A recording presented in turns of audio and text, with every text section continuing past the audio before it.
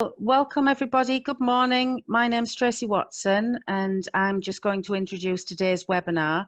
I'll explain the format, how you'll be able to interact and get any answers to specific questions you might have. This is a 2-hour webinar providing an overview of the new rules that now need to be considered for importing goods from Europe. There's quite a lot to take in, so we will have a short break halfway through so that you can stretch your legs and top up your coffee cups. There's quite a few registered today, so we've muted microphones to control sound interruptions. There's not quite as many as there was the other day, so if there are any specific questions, we may be able to unmute the odd person to take the Q&As at the end, but we'll see how that goes depending on how many end up joining us.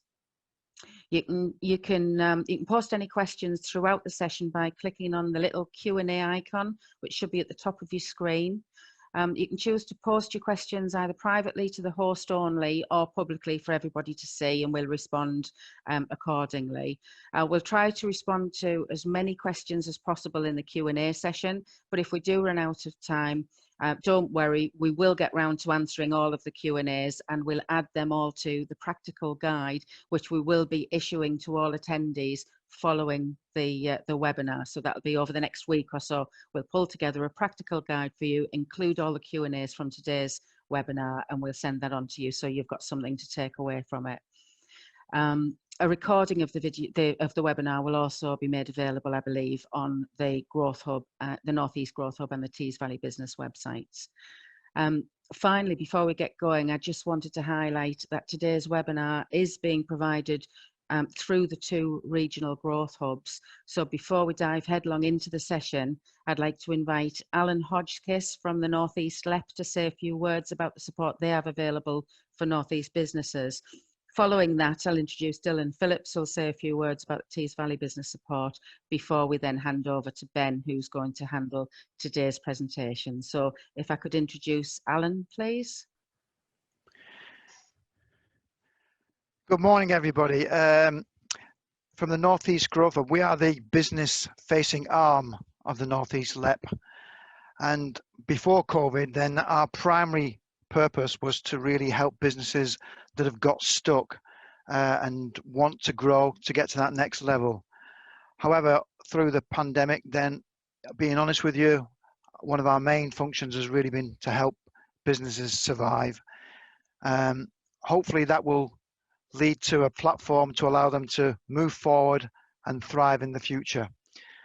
In terms of the Northeast Growth Hub, we cover 7 areas. That is Northumberland, Newcastle, North and South Tyneside, Gateshead, Sunderland, and County Durham. We have a very comprehensive website, which I would encourage anybody on the call to explore and have a look at it and see if there's anything that might be of interest. However, it is quite a complex website. There's a lot of information on there. So myself and the other Growth Hub connectors are available. You can book an appointment through the website if you want some guidance on to how to navigate that information and decipher some of it. I would also suggest subscribing to our newsletter, which comes out quite frequently, and that will keep you updated with information as the landscape that we operate in changes quite a lot, as I'm sure you're aware from government interventions recently. So yeah, that's it really. My name's Alan Hodgkiss from the Northeast Growth Hub, and I'm one of the connectors. Thank you. Thanks a lot, Dylan. Alan, sorry. Now over to you, Dylan. Dylan this time.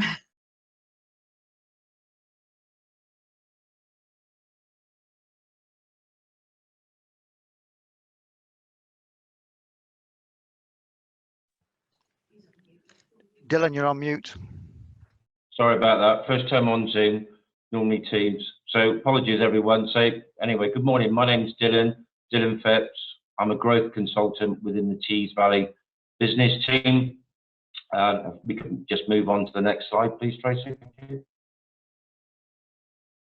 I see that Tees Valley Business is a local program which helps companies in the region with support growth and creating jobs. And also we can help with a complete range of helping with funding and finance options. And we help all businesses in the TBCA region, which are the 5 local authorities, which are Hartlepool, Middlesbrough, Stockton, Darlington and Redcar, Cleveland. So if we can help with anything there, I would strongly recommend, like Alan, for you to have a look at our website there, teesvalleybusiness.com. It's got some great information there and links to relevant help and support that is currently available, and also regular news updates as well, with new grants coming on stream. For instance, the energy efficiency screen, which has just come on stream, which hopefully might be of interest to some businesses there. And again, as you can see on the slide, there's our phone number and our email address there. So please do register your interest. Next slide, please, Tracy. Thank you. So the next slide covers our transition support team. So we've got a dedicated 24/7 helpline, which cover a huge range of topics, which hopefully you will find useful. So you can see there's a huge range of topics there. So they're available 24 hours a day. You can see the telephone number and the email address there. So please feel free to contact them directly, and they'll be able to answer any further questions that you may have on that particular topic. Thank you. So that's us in the website. So I'd just like, in a nutshell, please feel free to contact us. Next slide, please, Tracy. So those are our details there. Please feel free to contact us via the website, register an expression of interest, and one of our team members will pick up and look to help you with your inquiry. Thank you for your time and enjoy presentation. Thank you. Thanks a lot, Dylan and Alan. We will, of course, provide these contact details again at the end of today's presentation so that you do have them, and we'll include them on the practical guide that we hand out. So without further ado, I'd like to introduce you to Ben Bradford, who will take you through today's webinar on importing goods to the EU. Thanks, Ben. Cheers, Tracy, and good morning, everyone. Thank you for joining us firstly, and like Tracy said, today, or this morning anyway, we are focusing on importing goods from the EU. Just quickly give you a bit of an agenda of what we're looking to cover. So we'll split it into 2 parts. Firstly, we'll look at what you can do to prepare. So we'll touch on the EORI number and making sure that the correct commodity code is used. We'll look at actually dealing with an existing supplier or finding a new supplier and the type of conversations you need to have, especially now we're dealing with international trade and the changes since the 1st of January. We'll then maybe have a quick 10-minute break, followed by, before we start the second part, where we'll look at physically moving the goods and what you need to do to import them. So we'll look at the import procedures, who will move your goods, whether you use a customs intermediary, and things like your declarations, your customs duties, and VAT as well. And we'll finish both parts off with a Q&A, so we can just recap on anything from that part which you may have questions on. If you joined us for the exporting webinar at the back end of last week, then you might hopefully find some of the stuff in the first part. Might have a better understanding of that. I might find it familiar to you now, but we will still be looking at it from an importing perspective, obviously, rather than an exporting one. And regardless, the second part will focus purely on importing and what you need to do. So there will be new topics there and new content for everyone, which hopefully you'll all find relevant and helpful. And again, just a few of the areas we'll be looking to cover throughout.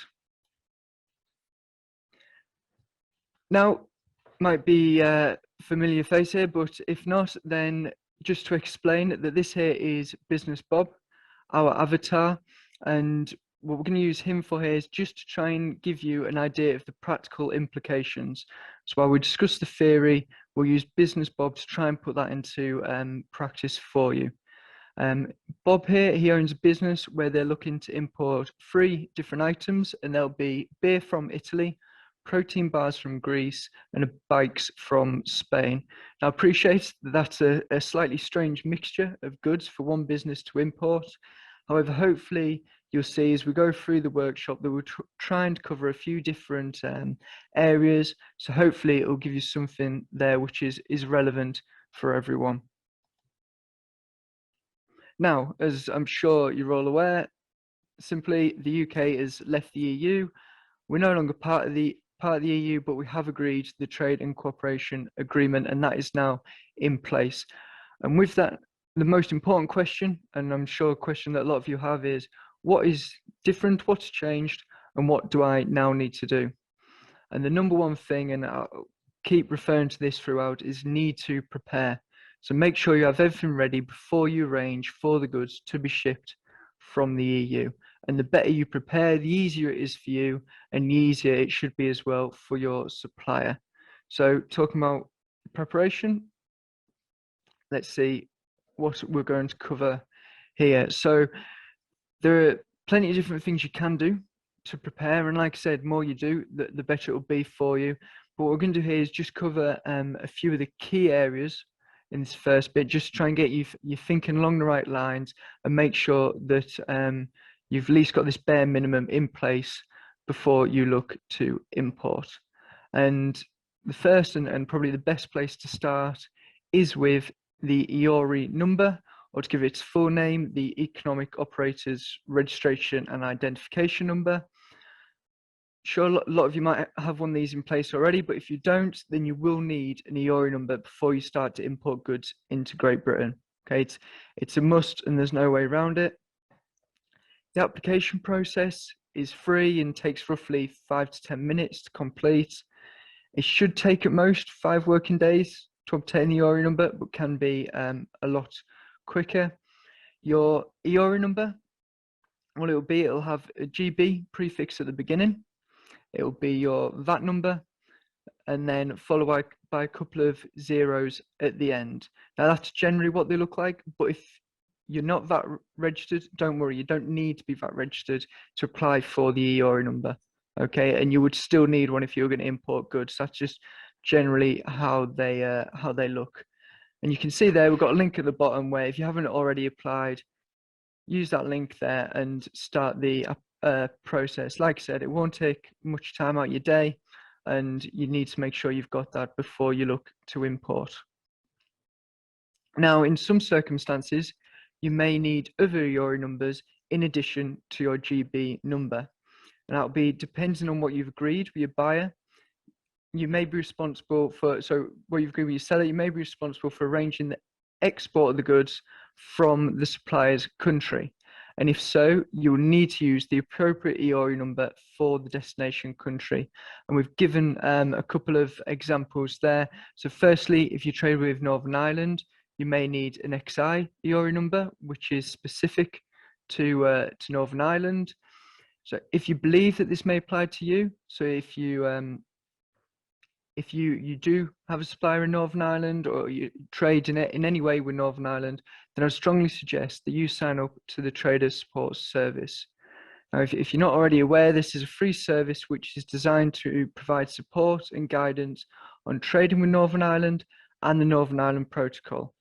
So sign up here and hopefully it'll give you some specific and detailed guidance and support which relates to your products in the relationship with your supplier. Second point on there, considering here dealing with the EU, and if you'll be responsible for exporting the goods from the EU, then you will also need an EU EORI number. You'd have to contact customs in the EU country to obtain an EU EORI number, which will be prefixed by the initials of the country you applied to. So whereas a GB EORI number has GB at the beginning, if you applied for a French EORI number, for example, it'll be prefixed with FR. Now, what you might want to do is speak to your courier or another third party, and we'll get to their involvement later. But what they may have is they may already have an EU EORI number, and they may allow you to use theirs. So if you think that this may apply to you, have that conversation with your carrier and see whether that's something they can help you with and whether you are able to use their EU EORI number. So quickly what we covered there. So if you haven't already, then hopefully now you know how to and that you need to obtain the GB EORI number. You'll also hopefully start thinking about other EORI numbers which you may require, and hopefully be aware of where you need to go for support. So what we'll do now is we'll look a bit more closely at the product and most notably the commodity codes. A commodity code, well, that's how customs classify your goods.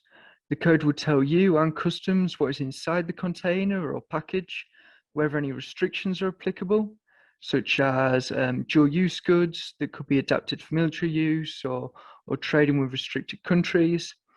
It will tell you whether any duty or VAT is payable when importing your products from your chosen to your chosen destination, or whether any other specific rules apply to that product, such as health certificate, and what requirements your product needs to follow for preferential tariff rate. Now, it's important to note that it will be your supplier who will provide the commodity code for the goods. However, as you're likely to be the importer of record, you'll be responsible for ensuring that the right commodity code is used on the import declarations. So as the importer of record, so you'll be the one who's responsible for importing the goods, and payment of any duty and VAT is good practice just to ensure that the commodity code your supplier provides is correct for the goods. And if the commodity code is incorrect and you haven't checked, then it will cause delays at customs and complications with VAT and duties. On an import, the commodity code will be 10 digits long, and an example there of how that might look. Got a link there at the bottom, and what I would suggest is to use this link just to check the classification for your goods and check the information which your supplier has provided. What the link does do is it does provide some important footnotes and chapter notes, which just provide some further guidance on the types of products which are covered in that chapter. And sometimes, just importantly, it can tell you what is not covered in that chapter as well. So it can be a quick process just to check the commodity code, but can be extremely detrimental if it does go wrong or you provided the wrong commodity code by your supplier. So it's certainly worth the time just checking that out. And there's a bit of a fun example, I suppose a bit of a light-hearted example of how it can go wrong there is we've got diamonds on one side and we've got mushrooms on the other. And you can see the commodity codes underneath and how similar, contain the same digits, just in a different order. So it might be that your supplier makes a mistake by accidentally inputting the wrong commodity code. As you can see, we've all done it where you have a typo, so it could be an innocent mistake like that. But if you haven't double checked the information that you've been given, then you'll just go off the commodity code which they provide, which, like I said, you run the risk that they might have made a mistake with that. And in this scenario, you can imagine customs getting pretty confused, looking pretty bewildered if from the commodity code, they're expecting diamonds to be imported, when in fact, it was actually mushrooms. So it's just a bit of a light-hearted example there, just to show how sometimes, even if it's just a typo, it can go wrong and what that can lead to. So if you bring in Business Bob here and use him as an example, just to show how you can check the commodity code. We've used the link there. He's inputted the link into his computer. Then you can either type a description of the product. So here he's looking at the beer, which he's trying to import. If you want, rather than description, you can just type in the commodity code which has been provided by your supplier. So you can go down either route.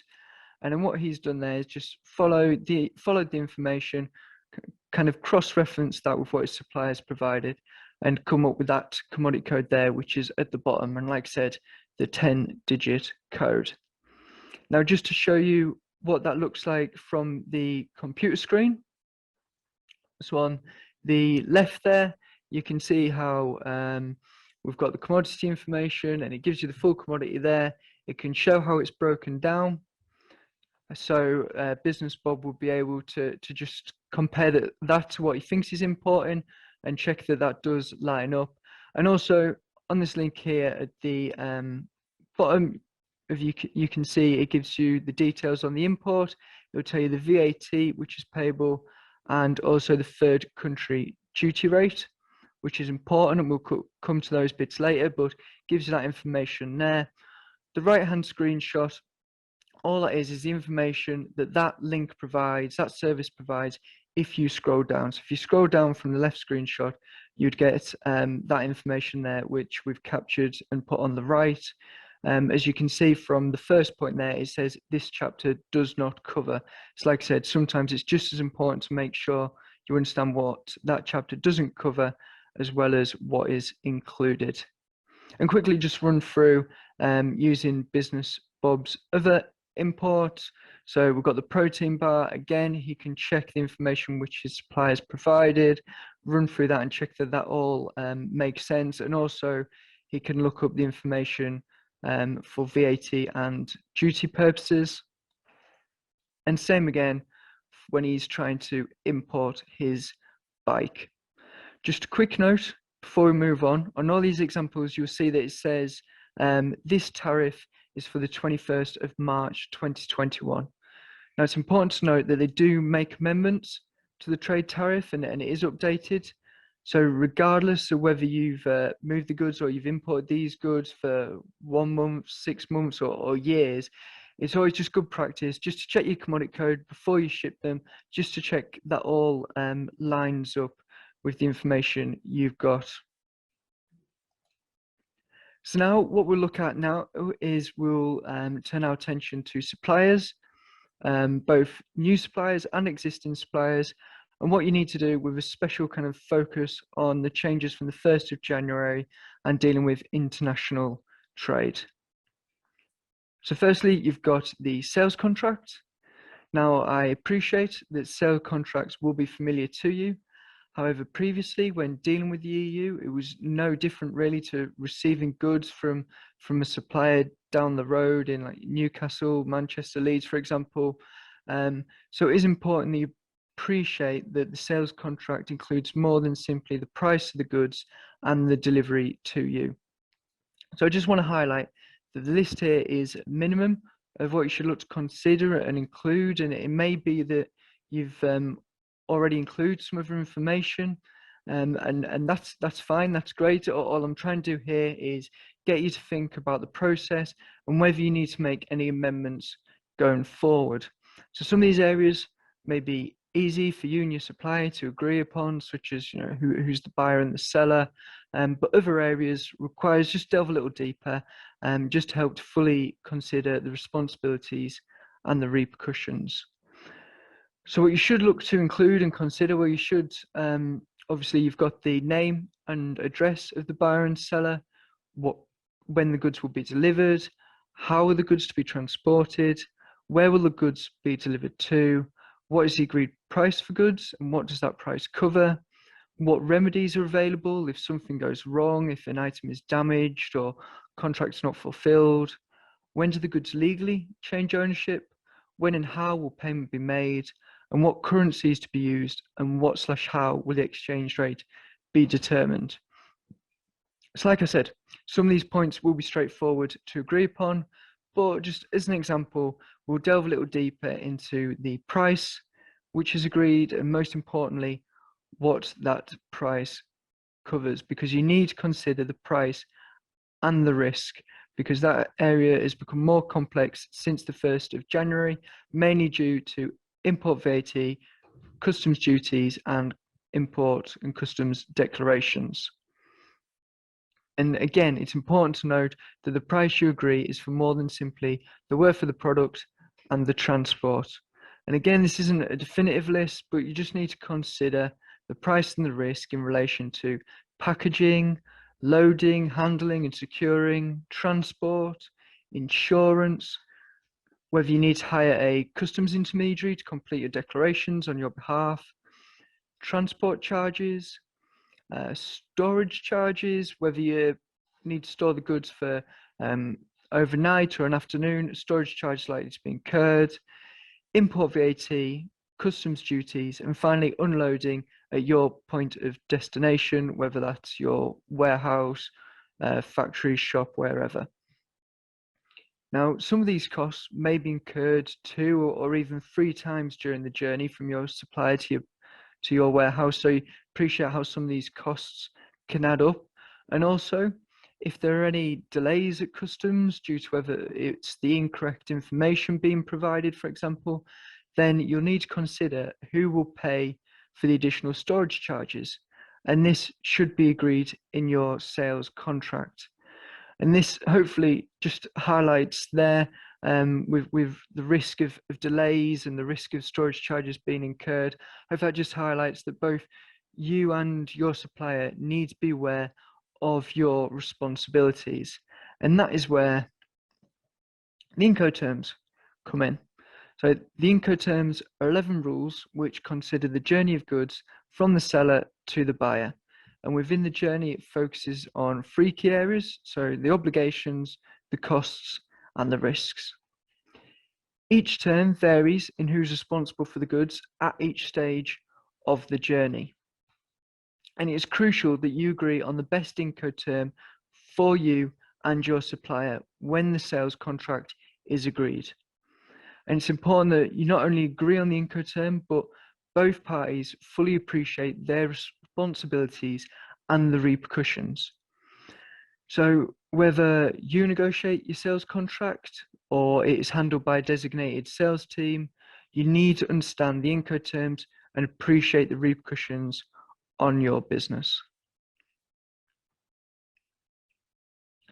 So the Incoterms vary from the buyer being responsible for the transportation, the costs and the risk of the goods for the entire journey, all the way to the opposite, where it is the seller who is responsible. Some of these Incoterms only apply to transport via sea and inland waterways. So how you transport the goods may have an effect on what Incoterm you agree with your supplier. So it's worth having that in mind. And now you may have previously used your Incoterms without realizing, especially when you've been previously trading with the EU. Unfortunately, we would require a full designated webinar on the Incoterms to try and cover all 11. But what we're trying to do on the next couple of slides is we're just trying to provide a bit more information on some of the Incoterms which we feel may be most relevant to you, and some of the ones which you may have used previously without realizing. So, example here, Business Bob. Well, he had an existing contract with an Italian supplier where it was agreed that he would collect the goods from the supplier's warehouse and arrange the delivery. And this would be under the Incoterm X works. Now, X works puts the maximum onus and responsibility on you, the buyer. Under X works, the seller is responsible for packaging the goods and making them available to you. They'll be responsible for the costs and the risk up to this stage, but have no obligation to load the goods onto the transport. It'll be your responsibility to arrange collection of the goods from their warehouse. You'll be the one who's responsible for transport of the goods to the agreed destination, completing the relevant paperwork, and payment of any VAT and duties. So the risk is on you as the buyer. And if you've previously, like I say, if you've previously had agreements where you organise the delivery as the buyer, then this will have been under X works. Okay, so that's worth thinking about and having a look at any existing contracts you have with your suppliers. Now, completing the paperwork also includes completion of the export declaration within the EU. So you'll have to consider whether you'll be able to complete these declarations. Will you be able to meet the requirements to export the goods, such as having an EU EORI number or being VAT registered? And also, you might want to consider what would happen in the event that you arrange to pick the goods up from the seller's warehouse in your van, for example, but that van doesn't have the correct equipment to load the goods. So what the driver may do is they may ask your supplier to use their forklift truck to load the goods onto the van. And now while they're doing that, under Ex Works, it's you who'll be bearing the risk, even though you're miles away, sitting in your office in the Northeast. So hopefully you can just try and see how Ex Works, it can create confusion and issues if anything goes wrong, and depending on you and your customer, you may feel that Ex Works is not the best option, especially in international trade and dealing with the changes from the 1st of January. Now, at the other end of the scale, we look at DDP, which is delivered duty paid, which puts the maximum responsibility on your supplier. It may be that Business Bob, for example, he might have an existing contract with his Greek supplier, let's say, and that would be the supplier's responsibility in that contract to arrange delivery to Business Bob at his warehouse, and that would be under DDP. Now, they would be the one who's responsible for delivering the goods to the agreed point of destination. As the seller, they bear all the costs and the risk, including clearing the goods at export and for importing into the UK. Importing into the UK includes completing the import declaration, payment of import VAT, duties, and any other import charges. So you would need to consider whether this is something your supplier can commit to. They would need a GB EORI number and to be VAT registered in the UK. Maybe if you need the goods urgently or you have a tight deadline on the goods and your supplier isn't set up to import into the UK, or maybe an error occurs when they try to import the goods, under DDP, you would have no control over that. And that would need to be a business decision and something you need to think about.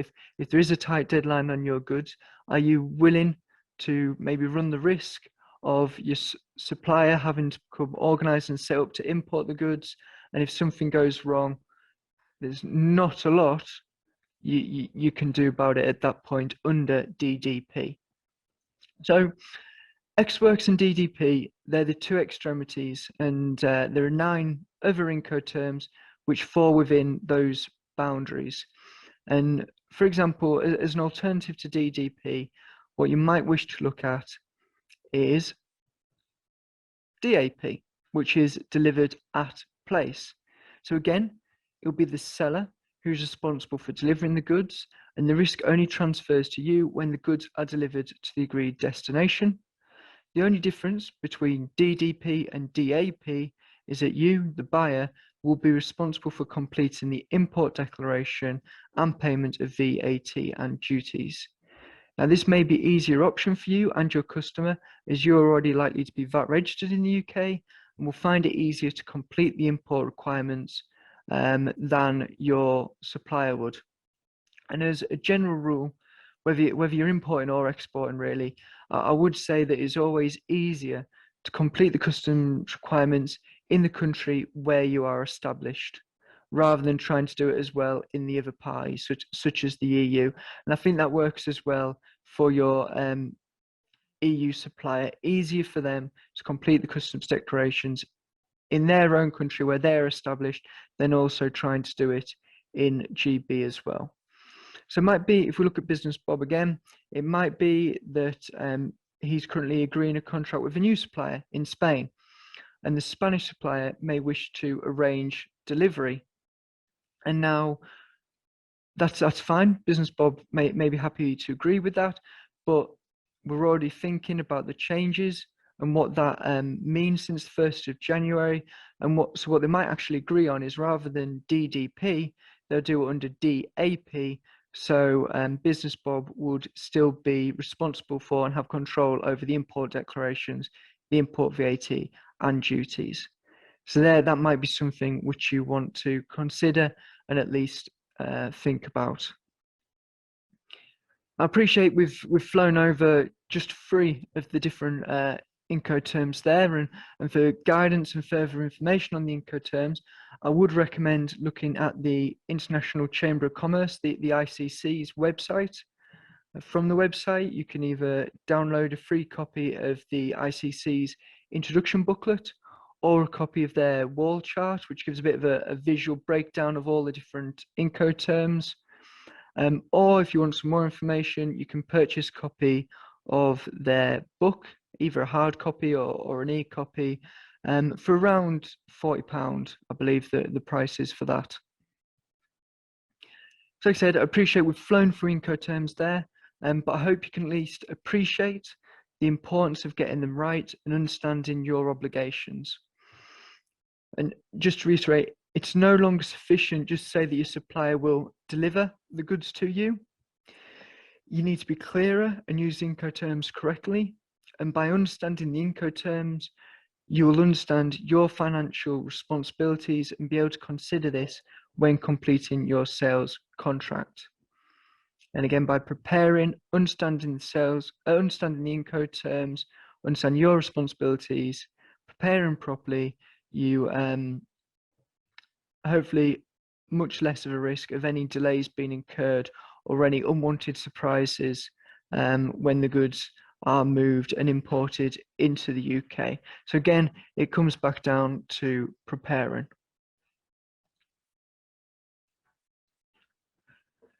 So just to recap, we've looked down what you can do to prepare and the important things you need to consider in your sales contract for international trade and the changes since 1st of January. So now what we're looking at here is just quickly physically moving the goods and what steps you need to take or at least consider. Now, firstly, you need to make sure, is your supplier ready to export? Now, it might seem simple, and depending on the Incoterm, your supplier is likely to be responsible for exporting the goods. And you need to make sure that your supplier is prepared fully to ensure no delays occur at their end.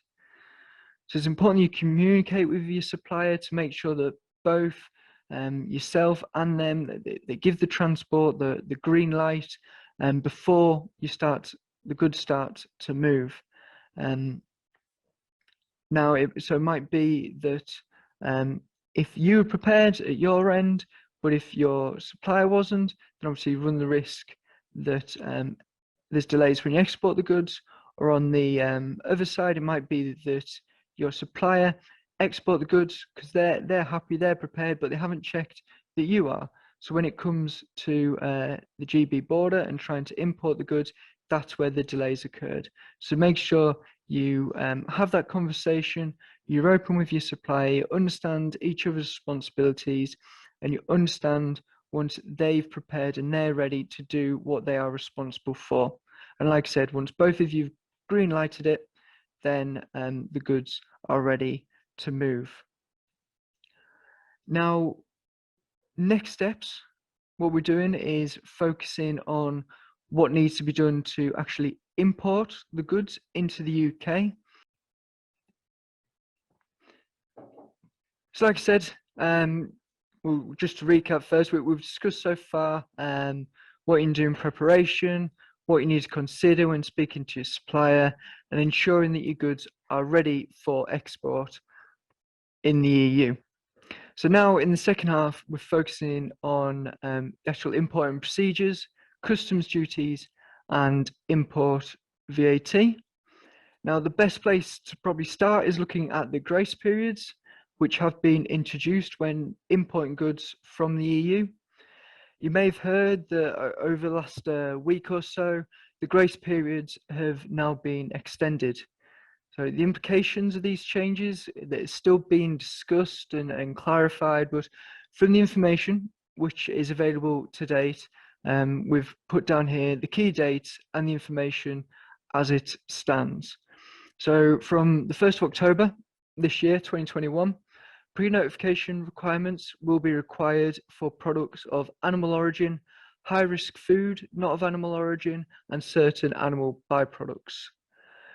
Health certificates will be required for products of animal origin and certain animal byproducts as well.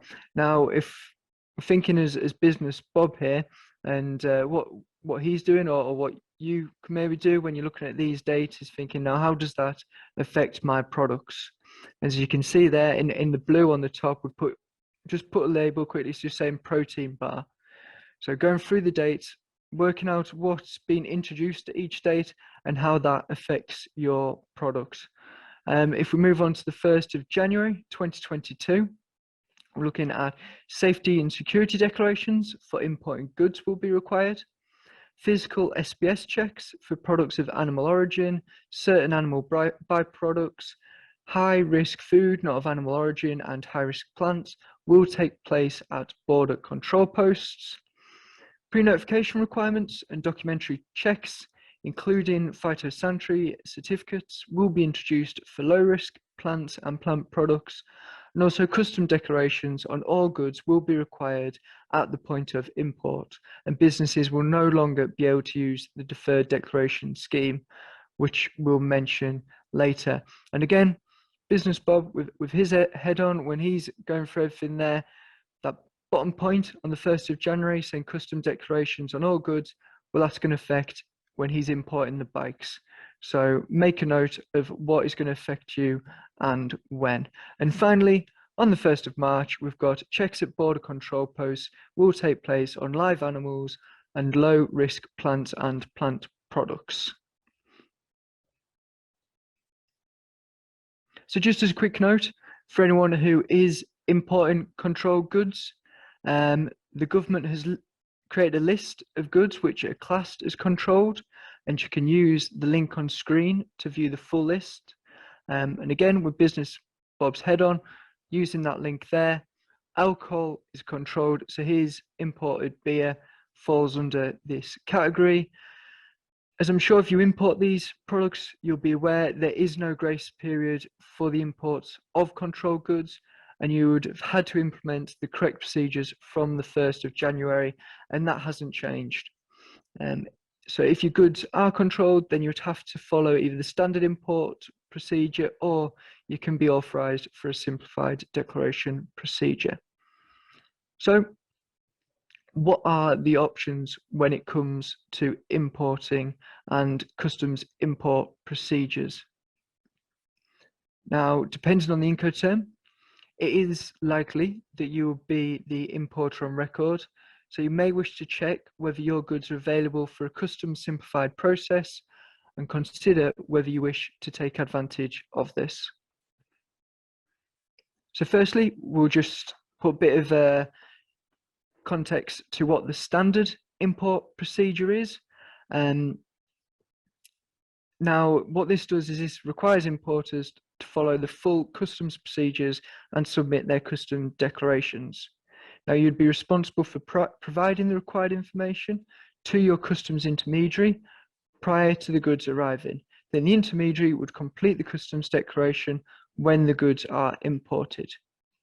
A business who imports non-controlled goods may choose whether they want to follow the standard import procedures or whether they'd rather use a simplified procedure. Now, a quick flowchart there of what the standard import procedure is. First, prepare, which is everything we've discussed earlier, such as obtaining a GB EORI number, making sure your goods are being classified correctly with the correct commodity code, and then you'll use the commodity code to check if your goods require an import license or certificate, and whether any customs duty or VAT applies to your goods. Unless you feel confident enough to handle customs declarations yourselves, then if you haven't done so already, you should look to appoint a customs intermediary. We'll discuss their role in detail a bit later on, but for the purposes of these and when we're discussing the importing procedures, I'll refer to the customs intermediary because I'd strongly recommend that you do appoint one rather than try and do the import procedure yourself. So I'll keep referring to the customs intermediary. What you should do, or what you can choose to do, is to apply for a duty deferment account to pay the duties owed on goods via monthly direct debit. If you wish to benefit from this payment method, then you would have to set this up before you import the goods. Again, as we've discussed, you should then provide the customs intermediary with all the information they request to complete the customs declarations. They'll do that when the goods are imported, and your duty deferment account, the DDA, will be debited on arrival of the goods into GB.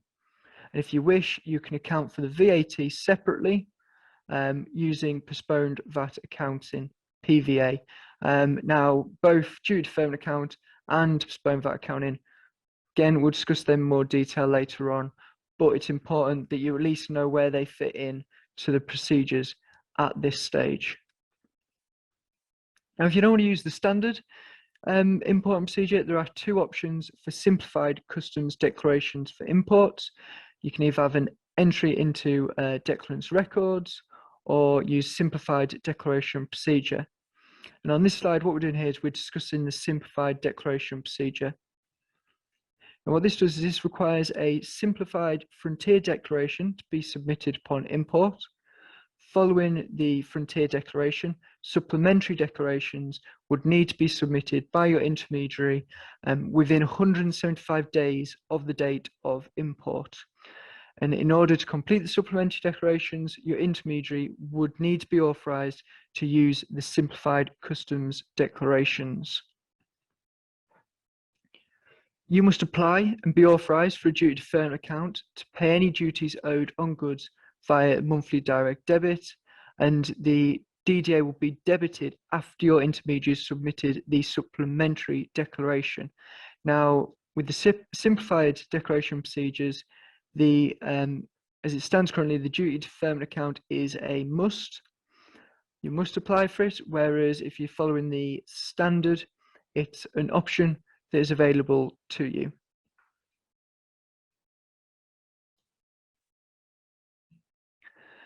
So if we look at the flowchart for this, we have a similar start to the process as with standard import. Again, important that you need to prepare.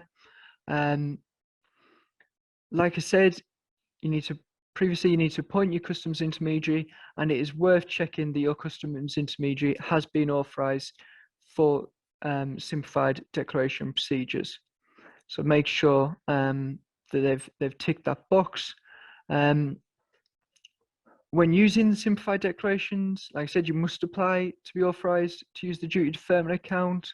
A customs intermediary, worth noting that a customs intermediary may use their own DDA, and they may allow you to use that, but also it could be the case that they require you to have your own. So when you speak to your customs intermediary, when you appoint your customs intermediary, check they're authorized to use the simplified declaration procedures, and also check that if they have their own DDA, whether you're allowed to use that or whether you need to be authorized yourself. So you'll need to provide all the information your intermediary requests in order to complete a simplified frontier declaration. Then the supplementary declaration must be completed, like I said, within 175 days from the date the goods were imported. And that is when your DDA will be debited after that supplementary declaration has been submitted. Finally, we'll look at the entry in the declarant's records. Again, you must apply and be authorized for a duty deferment account to pay the duties owed, and you need to check that your customs intermediary is authorized for supplementary declarations. Depending on when you hire your intermediary, either you or the intermediary will need to keep the necessary information to complete declarations in your records. And when the goods move, you or your intermediary will need to record the import in your records. Okay, and then customs intermediary will complete a supplementary declaration up to 175 days after the import. Now, just give you a bit of an idea, because like I said here, it's about keeping the information in your records when the goods are imported, but just give you a bit of information on what that entails and the type of information you need to keep. Now, all these can be found on the bottom link there, so don't worry if a flow through them and you can't catch them all, you can get the information off that bottom link. But you need to keep a record of the customs procedure code, the declaration unique consignment reference, purchase, and if available, the sales invoice numbers, the date and time of entry and records. That'll be creating the tax point, which is used for working out VAT payments later. Any temporary admissions, warehousing or temporary storage, stock account references, a warehouse approval number, a written description of the goods, so they're easy to identify and to decide the correct commodity code to use, the customs value, the quantity of goods, details of licensing requirements and license numbers, details of any supporting documents, including serial numbers where appropriate, and details of the person being represented if the goods are being moved through a location without existing custom control systems. And the GB EORI number must accompany the goods. So as you can appreciate, there is a fair bit of information there which you'll need to record when the goods are imported, and we'll see how that all fits together now by looking at this flowchart. Again, we'll start with the preparation and appointing the customs intermediary. Spoke about that already and what that entails. If you hire your customs intermediary in advance of importing the goods, then on the import, that's when you actually make the record the import in your own record. What you can do is you can speak to your customs intermediary and see if they'll do that in their own records on your behalf. So if you prepare and you get them in place before the physical import, then you can have that conversation with them and see how or who is going to make that record. But if you don't appoint the customs intermediary till after the physical import of the goods, you'd be the one that would have to make the record or keep the record to then provide them with the information for them then to provide or to complete the supplementary declarations. Okay, so it's worth, sooner you hire and put that customs intermediary in place, at least then you know that you need to have that conversation with them about the import procedures and understand who is going to or who's going to be responsible for what along the process. And again, here the due deferment account will be debited after your intermediary has submitted the supplementary declaration. And again, you've got the option of accounting for the VAT through the postponed VAT accounting. Now, just put a bit more, practical context on that and give an example. We'll look again at Business Bob and the import regulations for importing the protein bar.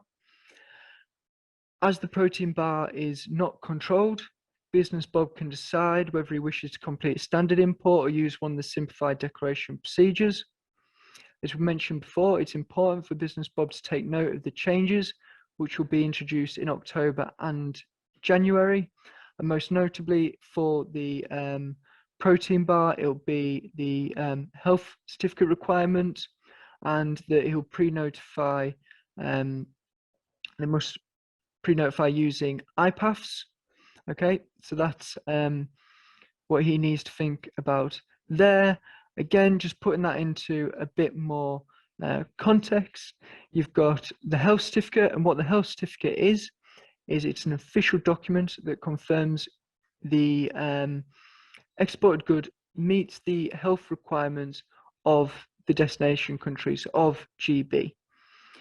There are various health certificates, and a list can be found at the below link. And once the supplier has found the relevant health certificate, it will tell the supplier the fields which are compulsory to the consignment. So it will be the supplier who needs to find that, because find the relevant health certificate for them and complete the relevant fields. The original health certificate must travel with your consignment to the export destination. And then an electronic copy should be sent to you in advance, which you will need to then upload to IPAFS, the importing of products, animals, food and feed system. And even though this does not need to be completed until October, it would be good practice to familiarize yourself with the procedure prior to October and try and put these things in place as soon as possible, really, just so you can kind of get familiar with it and understand what your requirements are. So as it currently stands, with Business Bob importing his protein bar, he's got in his head, he understands the new requirements from the 1st of October, understands what he'll have to do to be able to meet that date and that deadline, including registering the business on the IPAFS system. Now, generally, he'll need to consider what importing procedure he'll use and consider how he will account for the VAT and the duty, and that's something which you should think about now, or as soon as you start importing, you need to start getting those processes in place. And if there are requirements you need to meet, then like I said, soon you start the relevant processes, the better for you and your supplier. And I know that I previously mentioned the extension to the grace periods. However, this seems to be an ongoing issue, especially as the EU are looking to take legal action. So sooner you prepare and put the relevant steps in place, the better. I wouldn't wait till September to start integrating the changes for the 1st of October date. Okay, I would keep half an eye on it, because I think it is going to keep changing. Like I said, developments will keep coming through, but sooner you start preparing, the better it will be for you. And I appreciate that to understand the changes and to implement the changes, it will take time and organization and money. So you might want to make sure that you consider these costs and obligations when agreeing your sales contract. If you have a long-term sales contract, then you may then make sure you consider how the changes later in the year will affect that agreement.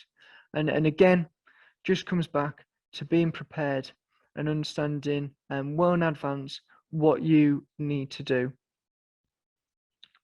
So we've considered there the different importing procedures, and we've made reference to customs intermediaries and carriers throughout.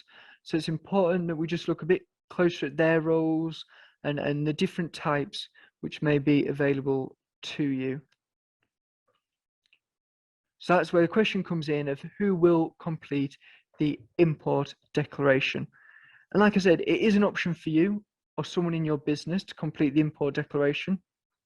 However, due to the complexity of the import declarations, the costs, the registrations, the IT system requirements as well, we would suggest using a third party to complete the customs declaration on your behalf.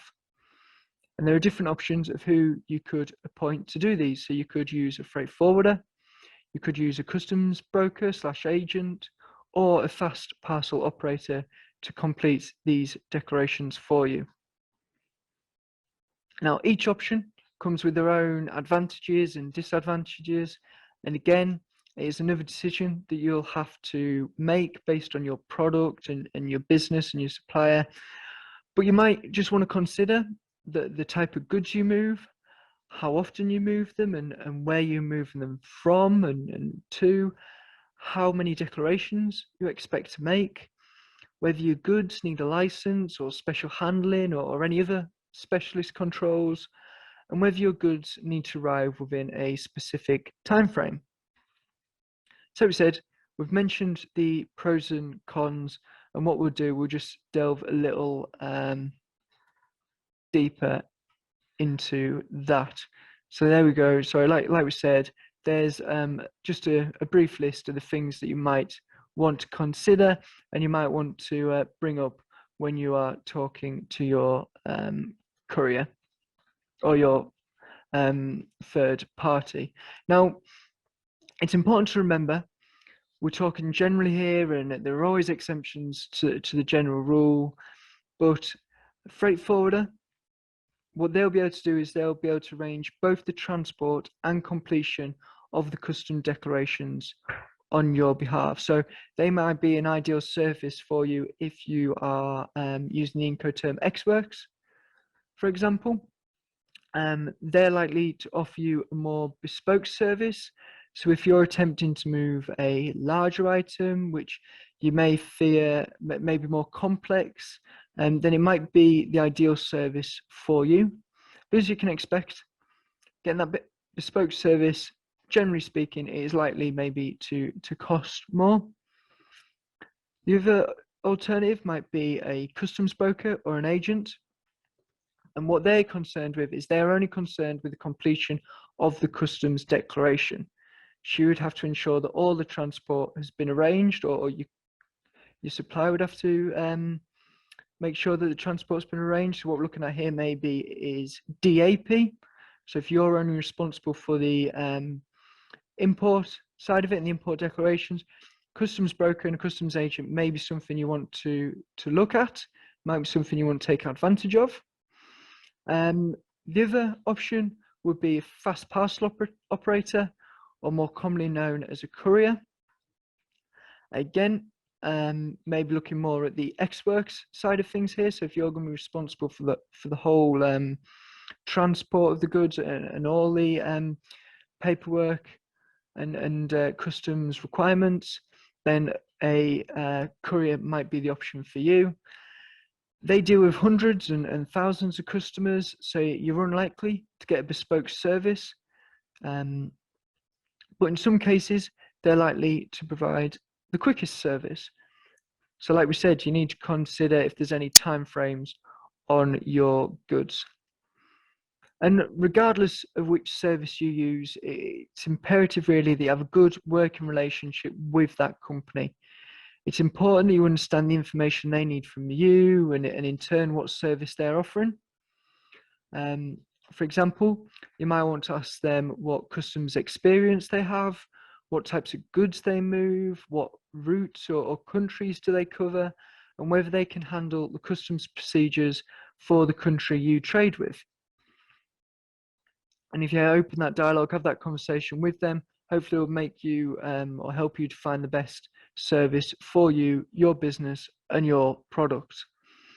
And also, if you agree on using the Incoterm DAP, for example, you may wish to speak to your consumer about what service they're using and speak to them, or get your consumer to speak to them to see what service they provide.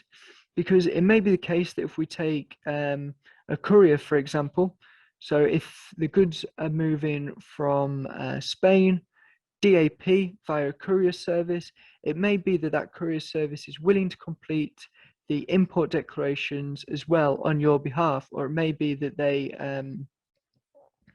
so that's their processes, they suggest how that works, and you need to fit to that. So if in this example, if we're talking about this fast parcel operator, if they want to complete the declarations as part of the service, then again, you need to be aware of what information they will then need from you and what you need to provide to make sure everything moves smoothly. So again, like I said, make sure you prepare, make sure you have the conversation and good working relationship with your supplier. Understand your Incoterms, understand the responsibilities, and if necessary, understand what service is best for you, what third party suits the type of goods you're moving, and the service and support that you require. So what information would you need to provide to that third party, whether that's the freight forwarder, a customs intermediary, or a fast parcel operator? The exact information that they request from you may slightly vary. However, as a basic rule, you should look to provide the following. So a copy of the customs invoice, the delivery address, any health certificates or licenses which may be required, the Incoterm which has been agreed upon, EORI numbers and VAT numbers. So depending on the Incoterm and the agreement, as well as your GB EORI number, you may need to provide your EU EORI number and VAT registration, the total value of the shipment and the currency, the reasons for import. So is it a permanent import? Is it temporary import? Or will the goods be entering any customs special procedures?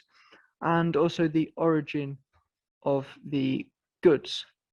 Now first, let's just have a little look. So like I said, some of those might be straightforward or we've covered them already, but just give a bit of context behind the reason for import. And this comes down to customs special procedures and understanding whether they are relevant to you. So your goods, it may be that it's a permanent import, and that's fine. I can be, you know, straightforward, but in some cases it might not be as straightforward. It might be a temporary import. You might be importing returned goods. You might be importing goods to be repaired. You might be importing goods which be returned, or importing goods to enter a customs warehouse in the UK.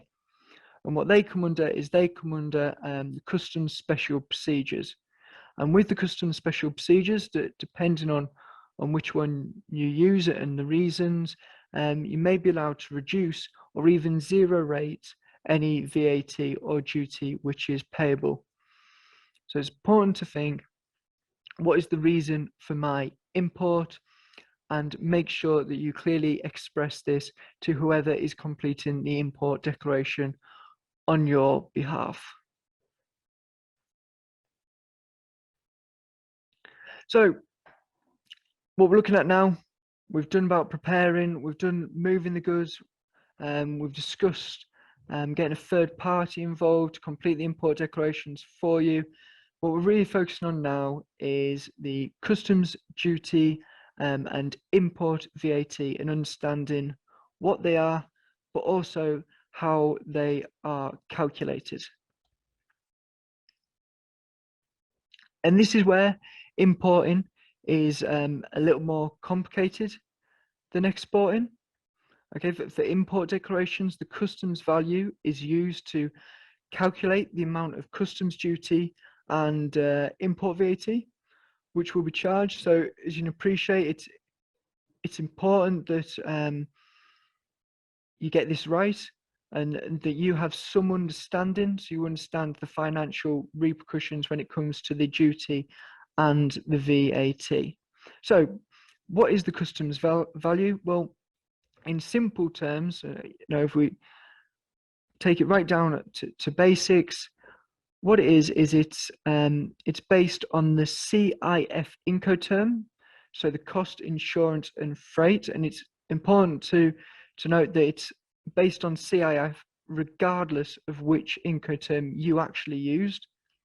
Okay, and then so what CIF includes, or what this includes, is the value of the goods plus the freight to the GB port, if that hasn't already been included, plus insurance, again, if that hasn't already been included, minus any allowable deductions.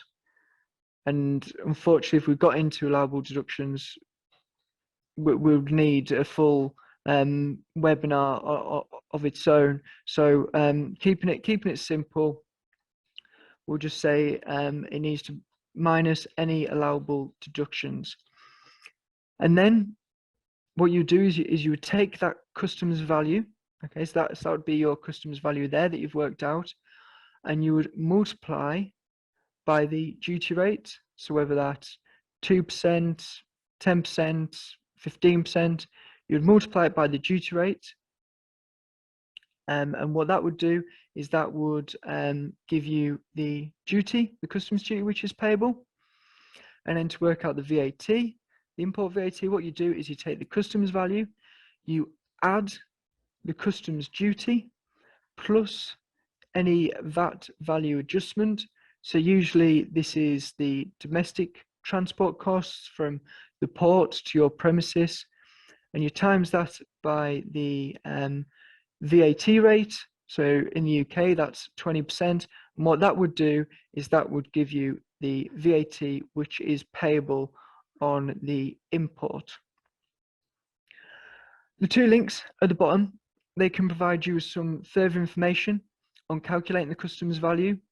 And I would suggest that if you have any difficulties understanding this or understanding the customs value, then what you should do is you speak to your customs intermediary, who'll be able to provide you with some more guidance.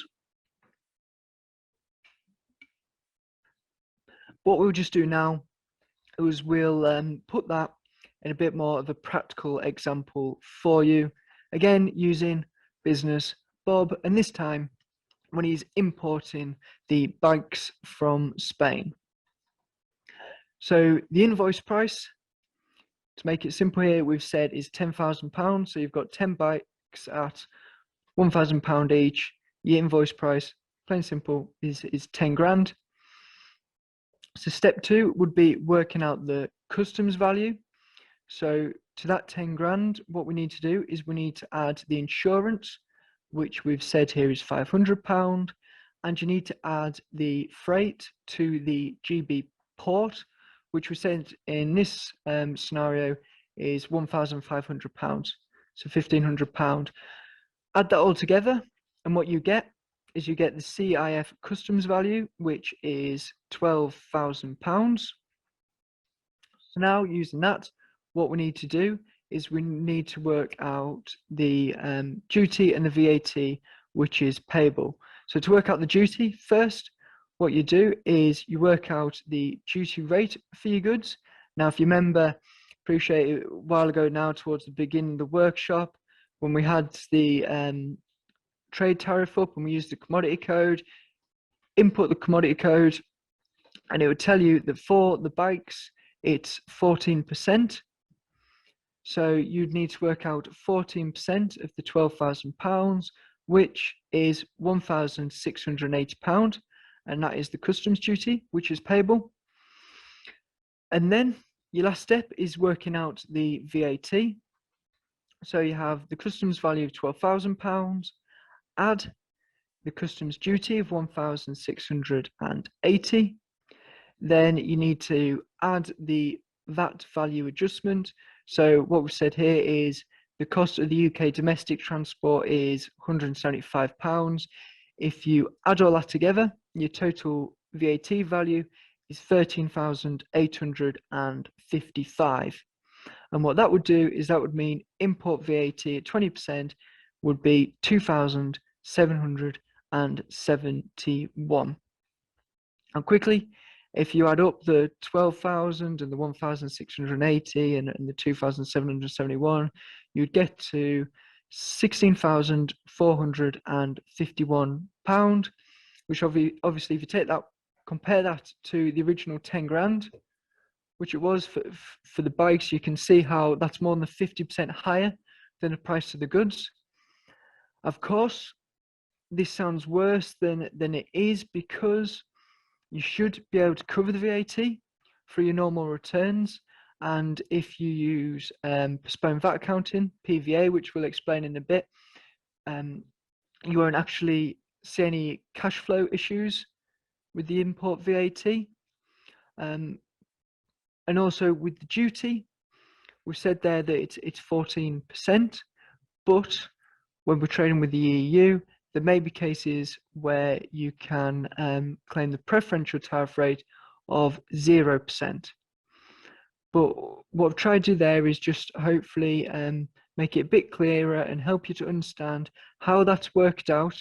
And if everything is paid, so if you don't prepare fully in advance, or you're not able to claim preferential tariff rate, how it can quickly add up the amount of costs that you have to pay, and you need to consider these when you are preparing, when you're discussing your sales contract, and when you are working out what is best for your business.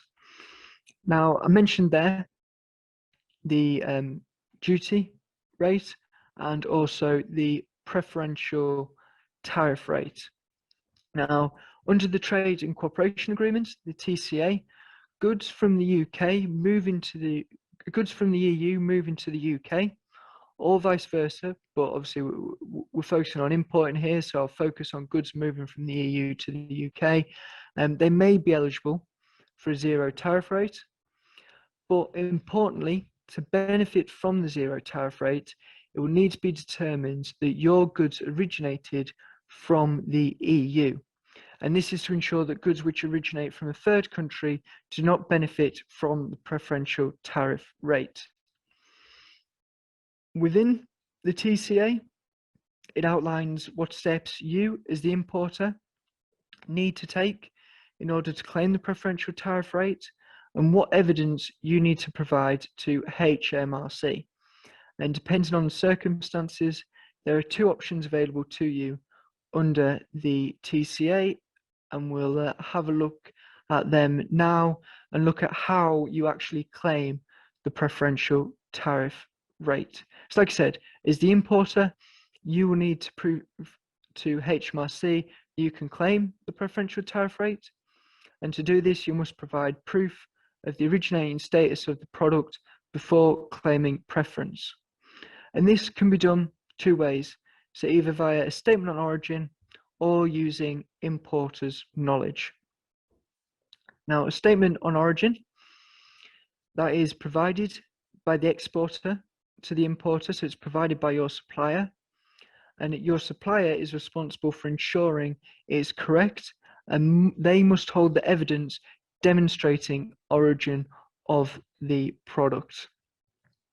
On the other hand, you've got importer's knowledge, and what that is based on information which demonstrates the product is originating in the EU, and the importer should keep all records demonstrating the product satisfies the rules of origin. So you've got the statement of origin there, which your exporter can provide. As importer's knowledge, you'd be responsible for gathering that evidence and information to support your claim for the preferential tariff rate. And if we take both of them in turn, so if we look a bit more closely at the statement on origin, like I said, this will need to be provided by the exporter, so by your supplier, and it is your supplier who will be responsible for ensuring that it is correct and must hold information and evidence demonstrating the origin of the product. Now, the statement can be made out on an invoice or any other document that describes the originating product in sufficient detail, and the exporter will need to keep a copy of the statement on origin on all of the records demonstrating that the product satisfies requirements for a minimum of 4 years. So it's not a case that they just do it once and then forget about it, or they bin that. It's important that they keep a good record system. Like I said, keep that for a minimum of 4 years. The screenshot on the slide here, what that is that's the wording which needs to be included when relying on statement of origin. The other wording and guidance can be found in the TCA, and an example of this wording will be included in the practical guide, which is circulated after the workshop. But as you can see, if you want a copy of the wording, then it's on page 482 of the TCA, because I appreciate it's a very big document, so to save you the time from looking through that, it is on page 482, and that's where you can find the wording and the relevant footnotes, so your exporter understands what they need to fill in the relevant gaps. Now, if we look at the importer's knowledge, like I said, this was based on information which demonstrates that the product is originating in the other party, so in the EU. And it's the importer who should keep all the records demonstrating the product satisfies the requirements for a minimum of 3 years. So again, you need to make sure you have your organized, good records keeping system, and that you keep these for a minimum of 3 years. The exporter or producer or anyone else in the supply chain, they may need to, in all likelihood will need to, provide information about the production of the product to you as the importer, because without that, you're not going to be able to have the evidence together to prove the origin and show that you can rely on the preferential tariff rate. List here of some of the evidence and information that you might want to gather and include. So you'll have the commodity code of the product and the origin criteria used, a brief description of the production process, a specific description of the process if the origin criteria was based on a specific production process, a description of the originating and non-originating raw materials, and any relevant information which proves that the product satisfied the rule which you relied on, or that product relied on, whether that was the wholly obtained method, the value await method, or a change in tariff classification method.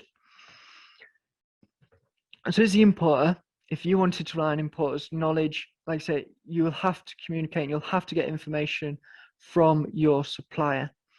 Now, it might be in some cases your supplier may be reluctant to provide this evidence. This may be due to confidential business information. So it might be that they have prices on there which relate to their supplier, and they may not want you to see that information. If that's the case, and if your supplier is reluctant to provide that, then what you can suggest or what you can ask is that the supplier provides a statement on origin instead. So there is a way around it. If you're trying to have that conversation, you find it difficult to get the relevant information, then you can ask your supplier to provide a statement on origin.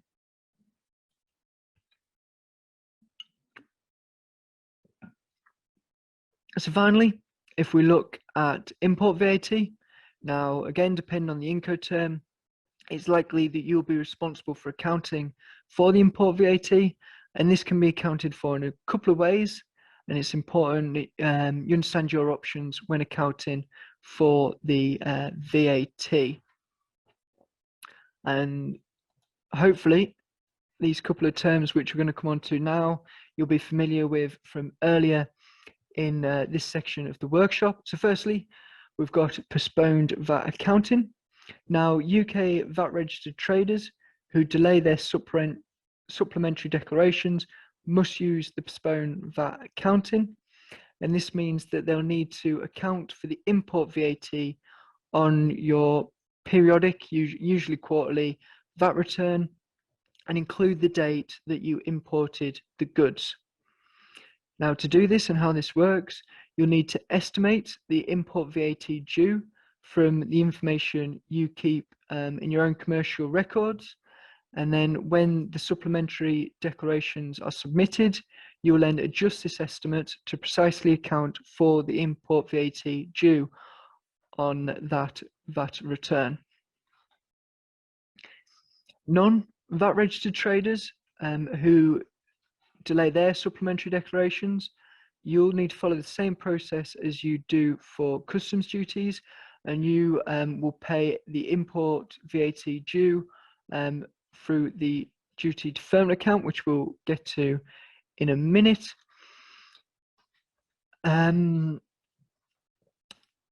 If you wish to account for your import VAT on your VAT return, then you will need to inform the individual or the business who will complete the import declarations on your behalf. Now, on the import declaration, in practice, all it is a simple, I believe it's a G which they need to put in one of the boxes on the import declaration to show that you are accounting for the VAT on your VAT return. So there's not much onus there or burden, but it's important obviously that you notify them beforehand that that is how you want to account for the VAT. If your supplier has arranged for a person or business to import the goods on your behalf, then you must agree with the supplier how you want to account for the import VAT so that they can tell their representative to make the appropriate entry on the customs declaration. And it's good practice to keep a written record of what is agreed and your request to account for the VAT on your VAT return. So whether that's when you are speaking to your supplier, or whether you're speaking to your own customs intermediary, good practice, do that in writing to clearly specify that you want to account for the VAT on your VAT return using postponed VAT accounting. Now, secondly, and another term we spoke about earlier was the duty deferment account. Now, this lets the importer make one payment a month through direct debit instead of paying on each individual consignment. And as you can see, the duty deferment account can be used to defer payments of customs duties, any excise duties, VAT, anti-dumping duties as well, for example. So can be used to cover most, if not all, of the duties and VAT which will be applicable to you and your good. As we've already mentioned, the duty deferment account, DDAs, will be required for traders making delayed declarations. And like we said, a DDA belonging to either the trader or your customs intermediary must be in place at the point of submitting the supplementary declaration. When paying customs duties or import VAT through your DDA, you can defer the payment until the 15th of the next month. So in practice, you'll be deferring the payment for usually either between 2 to 6 weeks, depending on when the goods were imported. Now, depending on your business and the amount you import, you may require a financial guarantee. However, you should check whether this obligation applies to you. And regardless of whether you need a financial guarantee or not, there is more of an application process behind the duty deferment account. So whereas postponed VAT accounting was a simple case of putting a letter in a box on the import declaration, duty deferment account will require you to apply for that, so to prepare properly and put the relevant steps in place. Now, quickly, before I just open up to any questions which we've got in this second half, what I'll just look at is how to avoid the pitfalls. So just, again, trying to help bring this all to life and just highlight some practical examples of what can go wrong, especially when you're importing from the EU since the 1st of January. So firstly, maybe you didn't fully understand the rules of origin, or it might be that you fully didn't appreciate them or how they affect your goods. And what this can do, well, this can lead to a couple of different issues. Firstly, you may end up paying customs duties when your goods were in fact eligible for preferential tariff rate. Though this may affect your cash flow at the time, you can make a retrospective claim for preference. So what we would suggest is, if you're uncertain on the rules of origin, what it may be best to do is it may be best to continue to ship as normal while you gather the information you need to confidently claim the preferential tariff rate. Then what you can do, you can then go back and retrospectively claim this against your previous imports.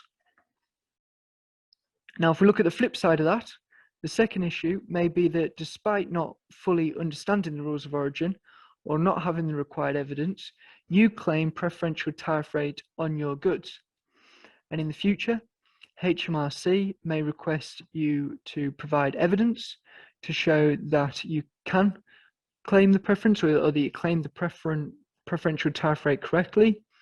And if you didn't, if you claim the preferential tariff rate incorrectly, or you don't have the correct evidence, then this may result in fines handed down by HMRC.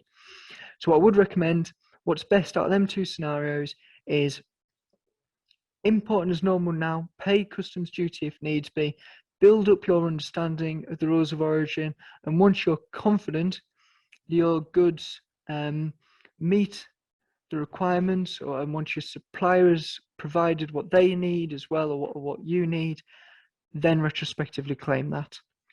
and get that payment back.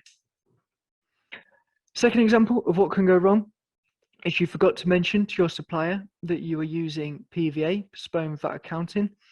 So in this example, let's say your supplier arranged for the goods to be sent via a courier, by a fast parcel operator, and it was agreed that you'd use the Incoterm DAP, but the supplier's courier service, what they would do is they would complete the import declaration on your behalf. Now, if you didn't pre-notify them that you were going to, or you wish to account for the VAT in your VAT return, then what may happen is the courier service, to make sure that the goods move and to keep their cycles going and their processes going, they may just use their own VAT account to pay the VAT upfront, along with the duty as well. Okay, so in some circumstances they may do that just because they don't want the goods to get stopped. They'll use their account just so you get through customs. But then what will happen is you'll get a knock on the door. Before the courier will hand over the goods, they'll explain that, look, we've had to account for the import VAT. Here's the bill. Most likely, here's our admin fee on top of that as well. And that isn't going to be paid, and you're not going to receive the goods until that has been paid. So what's happening there is you are going to have to, obviously, you've got cash flow issues because you would have to pay that invoice before you're able to actually claim the goods and we're given the goods. But also what it means is it causes problems when you are trying to complete your VAT return, and the implications of where you put that import VAT, because it would no longer be classed as import VAT. It would just be classed as either a government charge or kind of the courier's charge. So how do you account for that on your VAT return? So there can be a couple of issues there. So that's why it's important that you mention to your supplier that you are using PVA. And finally, underestimating the duty which will be payable. So whether you're dealing with a new or existing supplier, you may not have accounted for import VAT and customs duty in the sales contract. And then when you've attempted to import, you receive the unexpected import VAT and customs duties invoice. Your goods may be stuck at the border. Okay, which then you're also looking at the storage charges, which we discussed earlier. So as well as the import VAT, you've got customs duties now, which you didn't expect. You might have a storage charge. And while you sort that all out, while you get organized, you pay all that, in the end, actually, you might be looking at financial loss, where it may be more hassle than it was worth to actually get the goods imported. So I hope what we've done there is just explain and just show what you need to consider, what you need to think about, what you need to put in place, and hopefully the importance of preparing and having a conversation and a good working relationship with your supplier, and understanding your responsibilities and and the repercussions of them, and also your supplier's responsibilities and the repercussions there. And soon you put all this in place, soon you understand this, easier it will make it for you and your supplier. So what I'll do now, I think now is probably a good time just to open up to make you aware of the Brexit Support Fund, which hopefully some of you may have seen, but really it's just come out in the last week or so. And what it is the government have launched a new grant you can access a grant for up to £2,000. And what it is, it's to help SMEs access training and support on how to complete customs declarations, how to manage customs processes and use customs software and systems, and really any specific importing or exporting related aspects. So if you haven't already had a look at that, that might be worth you having a look, applying for that and seeing if that's something you can take advantage of. And again, there's a link there at the bottom for you to do that. I suppose all that's left really for me to say is thank you very much for attending. And what I'll do is I'll just pass over to Tracy just to tell you about what else we have coming up this week. Thanks, Ben. I hope that's been really, really useful, and I hope I'm not going to finish you off as Ben just suggested. As Ben mentioned, we will make available more information, including a transcript of the Q&As. I'd like to thank North East Growth Hub and the Tees Valley Business for making this webinar possible today. They have asked me to highlight that they will be contacting you to ask for your feedback following the webinar. They've promised me that it will just be a couple of questions, so we'd be really grateful if you take a few minutes to complete that. I also just wanted to highlight some more webinars we're running this week, starting this afternoon, where we'll be rerunning the exporting goods webinar that we delivered last Thursday. Then on Friday morning at 10 o'clock in the morning, we'll be running a webinar on importing and exporting services, which is different again. We've already mentioned a couple of questions that have been asked today. We'll be covered in a bit more detail on that one. Before we run our final session this week on Friday afternoon, where we will rerun today's importing goods from the EU webinar. So if you know anybody else who you think might benefit from that, or if you want to have another look at it, then please feel free and pass on our details to sign up to that. For now, that's all I've got to say. For more support, you can get more support if you're based in the Northeast from the Northeast LEP Growth Hub. You can see that website on the screen there now, northeastgrowthhub.co.uk. If you're based in the Tees Valley, you can access support from our team by calling the 24-hour telephone helpline shown on the screen, or emailing us at the EU Business Support email address. All that's left for me to say is thank you very much for attending. I hope you found it useful, and we hope to see you at one of our other sessions, if not all of them. But in the meantime, enjoy the rest of your day and stay safe. Thank you very much.